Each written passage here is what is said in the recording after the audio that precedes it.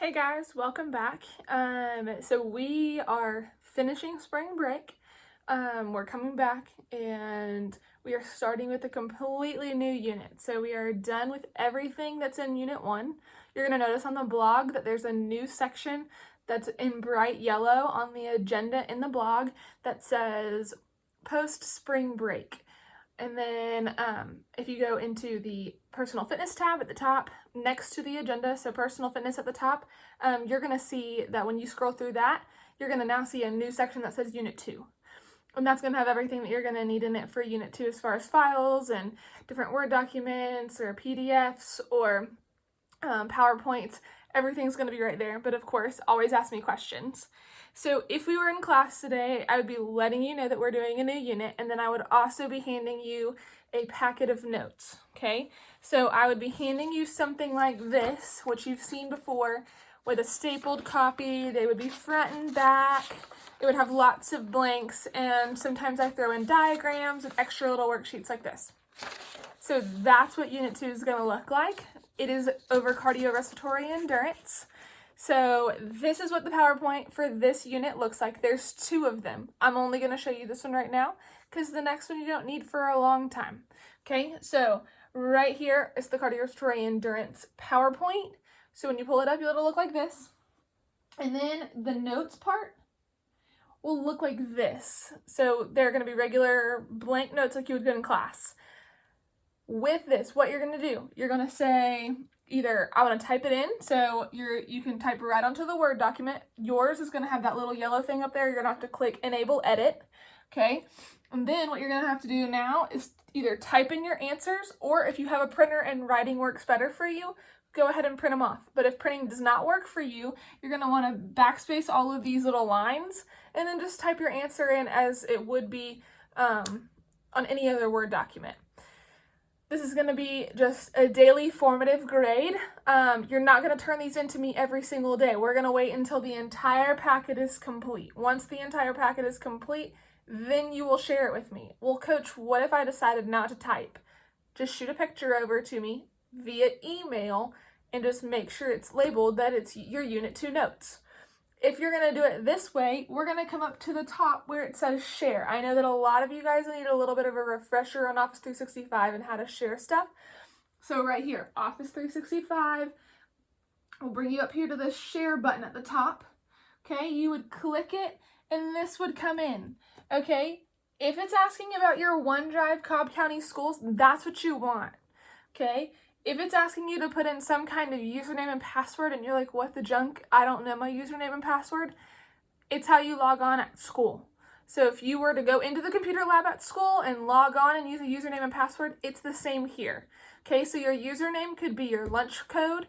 It could be your first name dot your last name, or it could be your first name dot your last name and then at students.cobbk12.org. Okay. And then your password would be the password that you would use to get on the computer with. Okay? And you can send it to me that way. Then, once you've printed out or decided if you're going to type onto your notes, either one is fine. I'm going to go through a little bit of these notes. We're not going to get them all finished today, but we're going to go through and get started with them. So, I'm going to make this bigger so that we can see.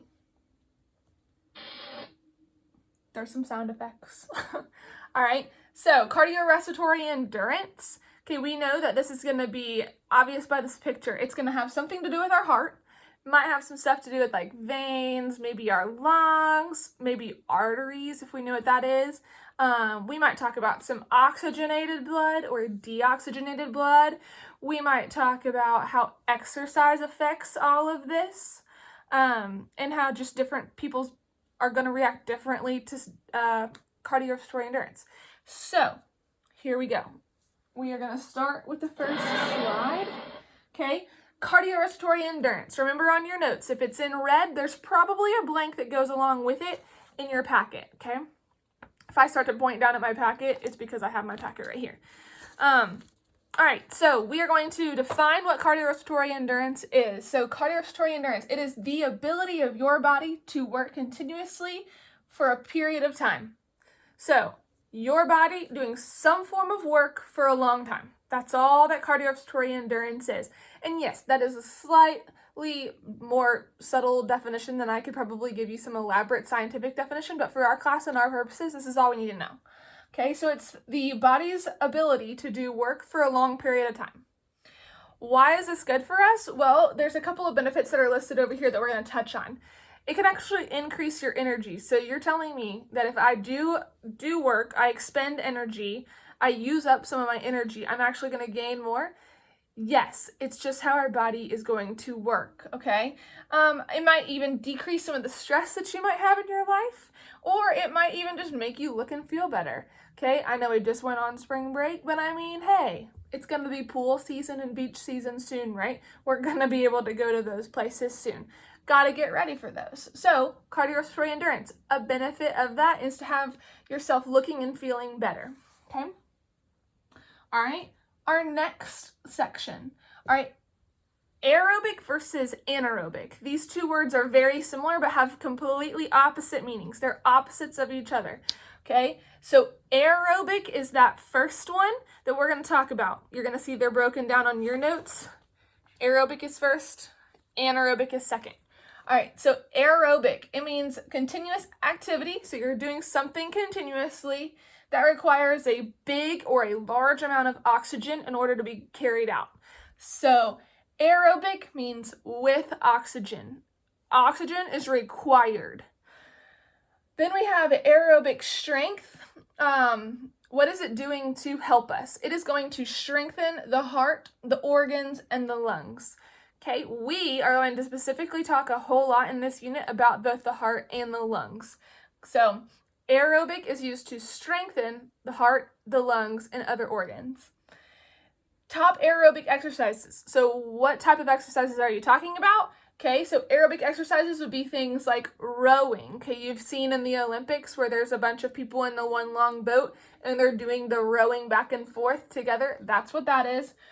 Basic running. Any kind of running is aerobic. Then we have, and that's if you're running for a long time. I'm sorry, I shouldn't have said that. Sprinting, we'll talk about that a little bit later. It's a little different, not completely. Swimming, cross-country skiing, any type of continuous exercise that requires a lot of oxygen, that's what we're going to talk about being an aerobic activity. All right, so then we have this weird thing at the bottom, okay, that's called maximal oxygen consumption, okay? This can also be classified, if you look, it's in parentheses, it's called the VO2 max, okay? So VO2 max and maximal oxygen consumption, they mean the same thing, okay? This is just a shortened version of how to write it on your piece of paper, but you would need to know that that also means that it's the maximal oxygen consumption. So you keep saying this word over and over again. What does it actually mean? So that is the largest amount of oxygen that your body is able to process during a strenuous aerobic exercise. So any of these exercises up here, it's when the largest amount of oxygen is being used in your body in order to carry out that exercise. All right, so aerobic, we need to know, it is going to use oxygen, okay, and it's going to be using it in large amounts. It is going to strengthen our heart, our lungs, and other organs within our body. There are lots of different aerobic exercises that we've talked about here. These are just a couple of them. And then maximal oxygen consumption is our VO2 max, and that is the largest amount of oxygen that our body is able to process while doing strenuous aerobic exercise. So we're going to move on to anaerobic, the exact opposite. All right, so anaerobic, ana is the prefix that we're going to see there that makes it different. Ana meaning without. Anaerobic means that we are doing some sort of activity that requires high levels of energy. So it's not something that's necessarily easy, but it is something that is only done for a few seconds, or maybe it could be a minute or so. But it requires a lot of energy and it's high intensity. So these exercises do not require oxygen consumption at the high rates like we just saw. Yes, I'm going to use oxygen, but it's not going to be required. So anaerobic means without oxygen, because ana, the prefix, A-N-A, means without. So last time, on the last slide, we saw that aerobic meant with oxygen. So if we put that prefix in front of it, we automatically know without what? Without oxygen. Okay, so anaerobic strengthens higher levels of muscular strength, muscular endurance, and flexibility. So these are the types of exercises that we learned in our last unit, in Unit 1. Okay, we talked about muscular strength, muscular endurance, and flexibility. Okay, these are going to be strengthened by anaerobic activities. So what are these activities you keep talking about? All right, so top anaerobic activities are going to be sprinting. Remember I told you in the last section I'd come back to different types of running. So sprinting, fast break, and stretching would all be different types of examples. There's more examples, but we're only going to touch on these ones. Okay, so far on your notes, you should have the entire first page completed from cardiorespiratory endurance all the way down to anaerobic. And that's where we're going to stop today. And then tomorrow we will pick up on the next page where it's talking about the circulatory and respiratory system and what it all consists of. And we're going to start to get into the nitty-gritty parts of the cardio system. Again, any questions, always email or remind or both. If I don't respond to you, try again. I hope that you guys had a wonderful spring break. I hope that you're able to hang with us and push through this. I know I'm getting antsy and really wanting to get out of the house and go do all the normal things that I would do, but I also know that it is important for my safety and for everybody else's safety that I stay at home. So participate with me in that. You can still get out and be active in your neighborhood, walk around, get outside and be active, but also make sure that you are social distancing yourself and hanging out with your family. So get this done. Remember, you're not really turning anything in today. We're just making sure that first section of notes is complete. Have a great and wonderful Monday, y'all. Bye.